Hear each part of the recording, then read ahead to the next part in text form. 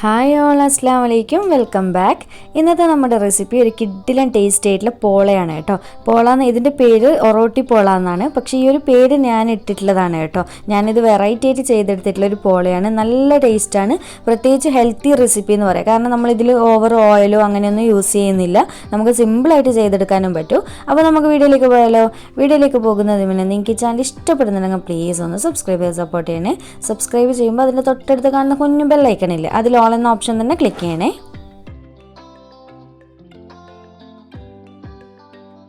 അപ്പോൾ നമുക്ക് ഈ ഒരു ഒറോട്ടി പോളൊക്കെ ആവശ്യമായിട്ടുള്ള ഫില്ലിംഗ് ആദ്യം തന്നെ ഒന്ന് റെഡിയാക്കി എടുക്കാം. അപ്പോൾ ഞാനിവിടെ ഒരു പാൻ വെച്ച് കൊടുത്തിട്ട് ഇതിലേക്കൊരു 2-3 ടേബിൾ സ്പൂണോളം ഓയിലോ വെളിച്ചെണ്ണ എന്തെങ്കിലും ഒഴിച്ചു കൊടുക്കട്ടെ. നിങ്ങൾക്ക് ഇഷ്ടമുള്ള എണ്ണ ഒഴിച്ചു കൊടുക്കുക.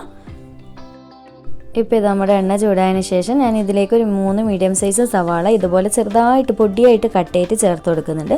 ഓവർ നീളത്ത് കട്ട് ചെയ്യാൻ വേണ്ടിയിട്ട് നിൽക്കണ്ട കേട്ടോ. ഈ ഒരു സമയത്ത് തന്നെ ഒരല്പം ഉപ്പും കൂടി ഇട്ട് കൊടുക്കുക. എന്നിട്ട് നന്നായിട്ട് ഇത് മിക്സ് ചെയ്ത് കൊടുത്തതിന് ശേഷം നമുക്ക് അടച്ച് വെച്ചിട്ട് വേണം സവാള നന്നായിട്ടൊന്ന് വഴറ്റിയെടുക്കുക. എങ്കിൽ പെട്ടെന്ന് തന്നെ വഴന്ന് കിട്ടിക്കോളും.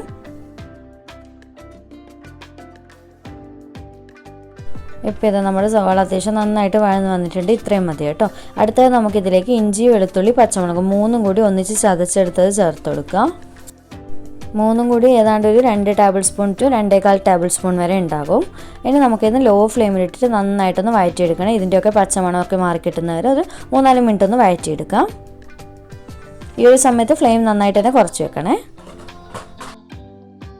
ഇനി ഇതിലേക്ക് ആവശ്യമായിട്ടുള്ള പൊടികൾ ചേർത്ത് കൊടുക്കുക. ആദ്യം തന്നെ 1/4 ടീസ്പൂൺ മഞ്ഞൾപ്പൊടി, പിന്നെ 1 teaspoon Kashmiri chilli powder, 1/2 teaspoon garam masala പൊടി, ലാസ്റ്റ് 1 ടീസ്പൂൺ ചിക്കൻ മസാല പൊടിയും കൂടി ചേർത്ത് കൊടുക്കുന്നുണ്ട്. ഇനി നമുക്കിതെല്ലാം ചേർത്ത് നന്നായിട്ട് ലോ ഫ്ലെയിമിലിട്ടിട്ട് ഒന്ന് വഴറ്റിയെടുക്കണം. ഇതിൻ്റെ ആ ഒരു പൊടികളുടെ ആ ഒരു കുത്തലൊക്കെ ഒന്ന് മാറി കിട്ടുന്നവരെ ഒരു 2-3 മിനിറ്റ് മാത്രം മതിയേ.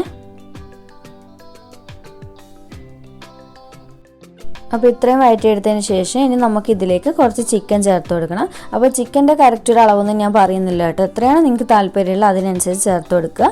അപ്പോൾ ഞാൻ ഇവിടെ ചിക്കൻ ഫ്രൈ ചെയ്തിട്ടാണ് ചേർത്തിട്ടുള്ളത്. കുറച്ച് മഞ്ഞൾപ്പൊടി, ഉപ്പും മുളക് പൊടിയും മാത്രം ഇട്ടിട്ട് നന്നായിട്ട് ഫ്രൈ ചെയ്തിട്ടാണ് ചേർത്ത് കൊടുക്കുന്നത്. ഇങ്ങനെ ഫ്രൈ ചെയ്തിട്ട് തന്നെ ചേർത്ത് കൊടുക്കാൻ വേണ്ടിയിട്ട് ശ്രദ്ധിക്കണം. കാരണം നല്ല ടേസ്റ്റാണ് ഇങ്ങനെ ചെയ്യുന്നുണ്ടെങ്കിൽ. അഥവാ നിങ്ങൾക്ക് ഇങ്ങനെ താല്പര്യം ഇല്ലയെന്നുണ്ടെങ്കിൽ വേവിച്ച പോലെ ആയിട്ട് കുരുമുളക് പൊടി, മഞ്ഞൾപ്പൊടി മാത്രം ഇട്ടിട്ട് വേവിച്ചിട്ട് ഫ്രൈ ചെയ്യാതെയും ചേർക്കാം കേട്ടോ. അത് നിങ്ങളുടെ ഇഷ്ടം. അപ്പോൾ ഫ്രൈ ചെയ്തതിന് ശേഷം ഇതുപോലെ ചെറുതായിട്ട് കട്ട് ചെയ്തിട്ട് മാത്രം ചേർത്ത് കൊടുക്കുക. ഇനി നന്നായിട്ട് മിക്സ് ചെയ്ത് കൊടുത്തിട്ടുണ്ട്.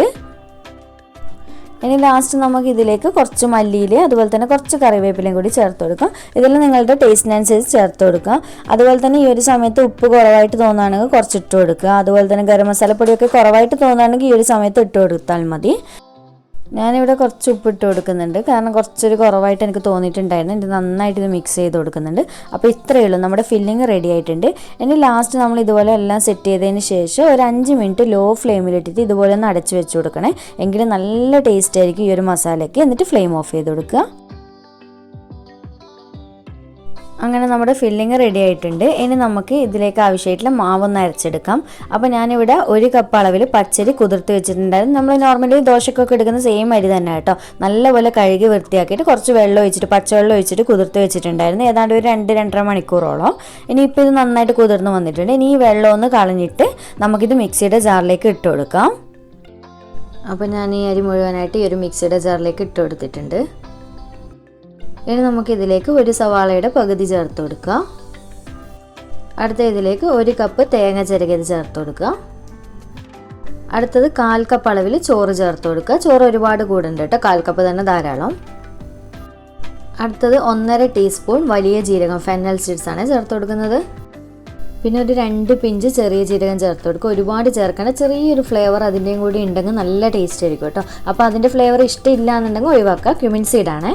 പിന്നെ ഇതിലേക്ക് ആവശ്യത്തിനുള്ള ഉപ്പും കൂടി ചേർത്ത് കൊടുക്കുക. ഇനി നമുക്കിത് അരച്ചെടുക്കാൻ പാകത്തിനുള്ള വെള്ളവും കൂടി ഒഴിച്ചു കൊടുക്കുക. എന്നിട്ട് നമുക്ക് നല്ലപോലെ അരച്ചെടുത്തിട്ട് കേട്ടോ, ഒട്ടും തരികളില്ലാതെ നല്ല ഫൈനായിട്ട് തന്നെ അരച്ചെടുക്കണേ. മാവ് നന്നായിട്ട് അരച്ചെടുത്തതിന് ശേഷം ഈ ഒരു ബൗളിലേക്ക് ഞാൻ ഒഴിച്ചു കൊടുക്കുന്നുണ്ട്. ഇനി നമുക്ക് ആ ഒരു സെയിം മിക്സിയുടെ ജാറിലേക്ക് തന്നെ ഞാൻ കുറച്ചുകൂടി വെള്ളം എടുത്തിട്ട് ഒന്ന് മിക്സ് ചെയ്തിട്ട് ഒഴിച്ചു കൊടുക്കുന്നുണ്ട്. എന്നിട്ട് നല്ലപോലെ മിക്സ് ചെയ്ത് കൊടുക്കുക. അപ്പോൾ ഈ ഒരു മാവിൻ്റെ കറക്റ്റ് കൺസിസ്റ്റൻസി എന്ന് പറയുന്നത് നല്ല വെള്ളം പോലെ ആയിരിക്കണം കേട്ടോ. അത്രയ്ക്ക് ലൂസാവണം, ഒട്ടും ടൈറ്റ് ആവാൻ പാടില്ല. എങ്കിലും നല്ല സോഫ്റ്റായിട്ട് നമുക്ക് ഈ ഒരു പോള ചുട്ടെടുക്കാൻ പറ്റില്ല. അപ്പോൾ അതൊന്ന് പ്രത്യേകം ശ്രദ്ധിക്കുക. എത്രത്തോളം നിങ്ങൾക്ക് ലൂസാക്കി എടുക്കാൻ പറ്റുമോ അത്രയും ലൂസാക്കി എടുക്കുക. അപ്പോൾ ഞാൻ നമ്മുടെ മാവ് കുറച്ച് ടൈറ്റ് ആയതുകൊണ്ട് കുറച്ചുകൂടി വെള്ളം ഒഴിച്ച് കൊടുത്തിട്ട് നല്ലപോലെ ലൂസാക്കി എടുക്കുന്നുണ്ട്.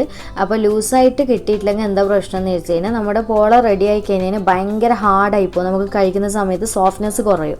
അതുകൊണ്ടാണ് പറയുന്നത് ഈ ഒരു മാവ് അത്രയ്ക്ക് ലൂസായിട്ട് എടുക്കണം എന്നുള്ളത്. അപ്പോൾ ഈ ഒരു തിക്നെസ് മതി കേട്ടോ. ഇനി നമുക്കിതെങ്ങനെയാണ് പോള റെഡിയാക്കുന്നതെന്ന് നോക്കാം.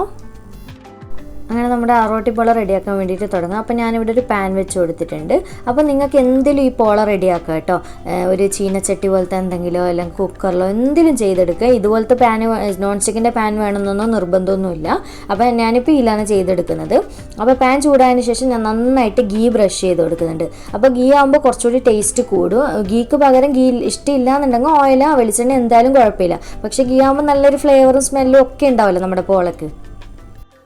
ഗീ ബ്രഷ് ചെയ്ത് കൊടുത്തതിന് ശേഷം നമ്മൾ നേരത്തെ അരച്ച് വെച്ചിട്ടുള്ള മാവിന്ന് ഒരു 3 or 4 എത്രയാണോ നിങ്ങൾക്ക് എത്ര തിക്നെസ് ആവശ്യമുണ്ടോ അതിനനുസരിച്ചിട്ട് ഫസ്റ്റ് ലെയറായിട്ട് ഒഴിച്ചു കൊടുക്കുക. ഞാനിപ്പോൾ ഏതാണ്ട് ഒരു 4 സ്പൂണോളം ഒഴിച്ചു കൊടുക്കുന്നുണ്ട്. കാരണം അത്യാവശ്യം വലുപ്പമുള്ള പാത്രമാണല്ലോ എൻ്റെത്. അതുമാത്രമല്ല എനിക്ക് ഫോട്ടോ ഒരു ഭംഗിക്കൊക്കെ വേണ്ടിയിട്ട് കുറച്ചൊരു ഹൈറ്റായിട്ട് തന്നെയാണ് കേട്ടോ ഞാൻ ചെയ്യുന്നത്. അത്രയ്ക്ക് നേരിയ പോലെയായിട്ടല്ല. എന്നിട്ട് ഇതിൻ്റെ മുകളിലായിട്ട് നമ്മൾ നേരത്തെ റെഡിയാക്കി വെച്ചിട്ടുള്ള ചിക്കൻ്റെ ഫില്ലിംഗ് ഉണ്ടല്ലോ അതിട്ട് കൊടുക്കുക. ആ ഒരു ഫില്ലിങ് നിങ്ങൾക്ക് എത്രയാണോ താല്പര്യം അതിനനുസരിച്ചിട്ട് ഇട്ട് കൊടുക്കുക. ഈ ഒരു സമയത്ത് അടിയിലൊക്കെ ആയിട്ട് പോയിട്ട് നിൽക്കും കേട്ടോ. പക്ഷേ പ്രശ്നമൊന്നുമില്ല, ഏറ്റവും അടിയിലായിട്ട് വരുമൊന്നുമില്ല. അപ്പോൾ ഈ ഒരു സമയത്തൊക്കെ ഫ്ലെയിം നിങ്ങൾ പ്രത്യേകം ശ്രദ്ധിക്കുക. ഏറ്റവും ലോ ആക്കിയിട്ടാണ് കേട്ടോ ഞാൻ ഈ സമയത്ത് വെച്ച് കൊടുത്തിട്ടുള്ളത്.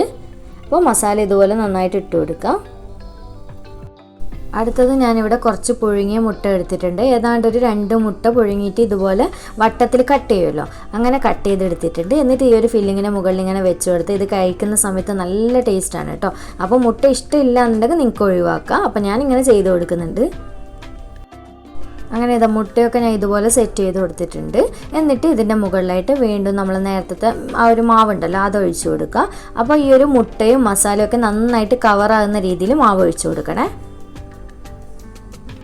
അപ്പോൾ ഇതുപോലെ മാവ് ഒഴിച്ചു കൊടുത്തതിന് ശേഷം നമുക്കിതിനെ അടച്ചു വെച്ച് കൊടുക്കുക. എന്നിട്ട് ലോ ഫ്ലെയിമിലിട്ടിട്ട് വേണം ഇത് വേവിച്ചെടുക്കാനായിട്ട്. അതുപോലെ തന്നെ മാവൊക്കെ ഇങ്ങനെ സെറ്റ് ചെയ്തതിന് ശേഷം ലോ ഫ്ലെയിമിലിട്ടിട്ട് ഇതുപോലൊരു പഴയ പാൻ ഉണ്ട് എന്നുണ്ടെങ്കിൽ വെച്ച് കൊടുക്കുന്നത് നല്ലതായിരിക്കും കേട്ടോ. കാരണം കുറച്ച് നമുക്ക് അധികം സമയം തന്നെ ഇത് വേവിച്ചെടുക്കാനുണ്ട്.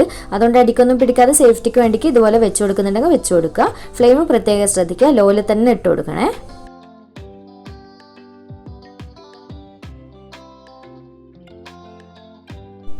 ഇപ്പോൾ ഏതാണ്ട് 1 മണിക്കൂറൊക്കെ കഴിഞ്ഞിട്ടുണ്ട്. അപ്പോൾ നന്നായിട്ട് ഇത് വെന്ത് വന്നിട്ടുണ്ട്. ഞാനൊരു 3/4 മണിക്കൂറൊക്കെ ആയ സമയത്ത് അടുപ്പ് തുറന്നിട്ടൊന്ന് ചെക്ക് ചെയ്തിട്ടുണ്ടായിരുന്നു. ഒരു കത്തി വെച്ച് കുത്തി നോക്കിയിട്ടുണ്ടായിരുന്നു. അപ്പോൾ നിങ്ങൾ അതുപോലെ തന്നെ ഒന്ന് ചെയ്ത് നോക്കണേ. അപ്പോൾ ഇനി നമുക്കിത് അടച്ചു വെച്ച് കൊടുക്കുക. സൈഡൊക്കെ ഇനി നല്ലപോലെ ചൂടൊക്കെ തണുത്തതിന് ശേഷം വിട്ട് വരാൻ തുടങ്ങും. ആ ഒരു സമയത്ത് മാത്രം നമ്മൾ വേറൊരു പ്ലേറ്റിലേക്ക് ഇത് മാറ്റി കൊടുത്താൽ മതി. അപ്പോൾ ഞാൻ ഇത് അടച്ചു വെച്ച് കൊടുക്കുകയാണ്. അതുപോലെ തന്നെ നിങ്ങളോട് വേറൊരു കാര്യം പ്രത്യേകം പറയാനുള്ളത്, എല്ലാവരുടെ അരിൻ്റെ വേവും അതുപോലെ തന്നെ ഫ്ലെയിമിൻ്റെ കത്തുന്നൊക്കെ ഡിഫറെൻ്റ് ആയിരിക്കുമല്ലോ. അതുകൊണ്ട് തന്നെ ഒരു 3/4 മണിക്കൂറൊക്കെ ആകുമ്പോൾ അടപ്പ് തുറന്നിട്ടൊന്ന് ചെക്ക് ചെയ്യണേ. ഒരു കത്തി വെച്ചിട്ടൊന്ന് കുത്തി നോക്കണം വെന്തിട്ടുണ്ടോ എന്നുള്ളത് നടുഭാഗമൊക്കെ. അങ്ങനെയാണെങ്കിൽ എല്ലാവരും ഡിഫറെൻ്റ് ആയിരിക്കും ടൈം വരിക കേട്ടോ. ഇപ്പോൾ ഇതാ നല്ലപോലെ ചൂടാറിയതിന് ശേഷം ഞാൻ ഇതുപോലെ ഈ ഒരു ബോർഡിലേക്ക് മാറ്റി കൊടുക്കുന്നുണ്ട്. കണ്ടില്ല, നല്ല അടിപൊളിയായിട്ട് നല്ല മൊഞ്ചായിട്ട് തന്നെ കിട്ടിയിട്ടുണ്ട്. ഒരു കരിയലോ ഒരു പ്രശ്നവും ഇല്ല. മസാലയൊന്നും അടിയിലോട്ട് ഒന്നും വന്നിട്ടും ഒന്നുമില്ല. കണ്ടില്ല, നല്ല പെർഫെക്റ്റ് ആയിട്ട്. അപ്പോൾ ഞാൻ പറഞ്ഞ പോലെ തന്നെ ചെയ്ത് കൊടുത്താൽ മതി കേട്ടോ. ഇനി നമുക്കിത് കട്ട് ചെയ്ത് കൊടുക്കാം. നിങ്ങൾക്ക് ഇഷ്ടമുള്ള ഷേപ്പ് കട്ട് ചെയ്യാം. അപ്പോൾ കട്ട് ചെയ്യുമ്പോഴൊക്കെ കാണുമ്പോൾ നിങ്ങൾക്ക് മനസ്സിലാവും നല്ല സോഫ്റ്റാണ് ഇരിക്കുന്നത്. കഴിക്കാനൊക്കെ നല്ല ടേസ്റ്റും ഉണ്ട്. നിങ്ങൾക്ക് ഇഷ്ടമുള്ള ഷേപ്പ് കട്ട് ചെയ്തെടുക്കുക. അപ്പോൾ സിമ്പിളല്ല ചെയ്യാനായിട്ട്. ഓയിലൊക്കെ കുറവായതുകൊണ്ട് തന്നെ എല്ലാവർക്കും ഇഷ്ടപ്പെടുന്ന ഒരു റെസിപ്പിയാണ്. നല്ല ടേസ്റ്റാണ് കേട്ടോ. അപ്പോൾ എന്തായാലും ഒന്ന് ട്രൈ ചെയ്തിട്ട് എനിക്ക് ഫീഡ്ബാക്ക് അറിയിക്കണം. അത്രയ്ക്ക് ടേസ്റ്റുള്ള ഒരു റെസിപ്പിയാണ്. അതുപോലെ തന്നെ വീഡിയോ ഇഷ്ടമായിട്ടുണ്ട് എന്നുണ്ടെങ്കിൽ ഒന്ന് ലൈക്ക് ചെയ്യാനുള്ള കാര്യം മറക്കില്ല. അതുപോലെ തന്നെ ചാനൽ ഇതുവരെ സബ്സ്ക്രൈബ് ചെയ്തിട്ടില്ലെങ്കിൽ പ്ലീസ് ഒന്ന് സബ്സ്ക്രൈബ് ചെയ്ത് സപ്പോർട്ട് ചെയ്യണേ. അപ്പോൾ വീണ്ടും ഒരു അടിപൊളി വീഡിയോ ആയിട്ട് കാണാം. താങ്ക്